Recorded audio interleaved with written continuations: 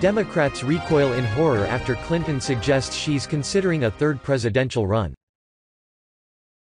During a recent interview, Hillary Clinton said that she still wants to be president, and would decide on 2020 run after midterms. Hillary's loss to Donald Trump was a hard pill for her and her supporters to swallow, especially after most everyone thought the polls were right and Hillary would win. Fox News reported that Clinton was so confident that in October 2016 she already had an election night fireworks spectacle scheduled to go off over New York's Hudson River to celebrate her presumed victory. But in the end, the only fireworks that happened were after the final votes came in, and they weren't over the Hudson River. It turned out that opinion polls don't equal votes cast at the actual polls. And though the media may work hard to influence voters, they do not elect our presidents. CBS News reported Clinton's comments.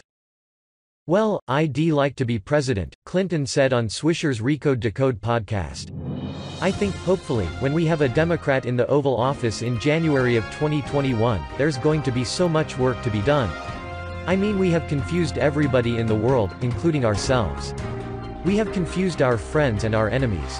They have no idea what the United States stands for, what we're likely to do, what we think is important, so the work would be work that I feel very well prepared for, having been at the Senate for 8 years, having been a diplomat in the State Department, and it's just going to be a lot of heavy lifting."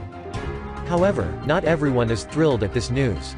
According to a new report, many Democrats would prefer it if Mrs. Clinton did not make a third run for the White House.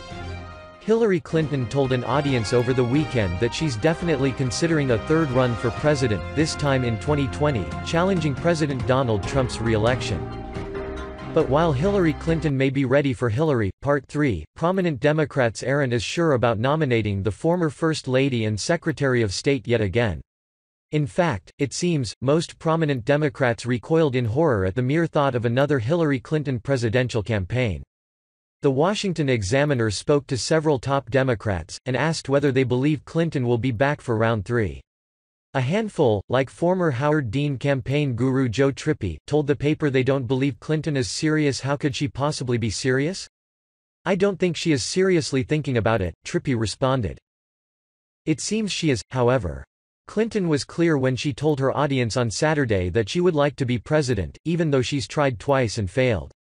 And as the Examiner points out, strategists close to the Clinton campaign have been laying the groundwork in stages, suggesting Clinton is the best bet to beat Trump in 2020, even if she's the Democrat who lost to Trump in the first place. A former top aide noted last week that Clinton is younger than Donald Trump by a year.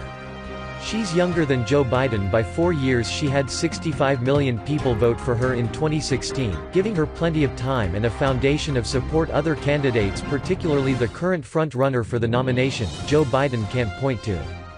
But while Clinton's die-hard supporters may be all in on the idea, Democrats just aren't. "Look, I am a great admirer of Hillary, but I don't think that would be a good idea. I think that Donald Trump was more successful in defining her than she was defining herself," one top strategist told the Examiner. She also made critical mistakes, and campaigned with an air of hubris, rarely believing the hype that surrounded Trump and, instead, putting her faith in pollsters who told her she had an almost 100% chance of winning, even without ever visiting key swing states like Wisconsin. If she does decide to run, though, Trippi added in his interview, she'll be the immediate front-runner, well ahead of anyone in the field, on name recognition alone, and she'll force Democrats to contend with her in primary states she won handily in 2016, and to tangle with the superdelegate system that almost assuredly favors the well-connected Clinton.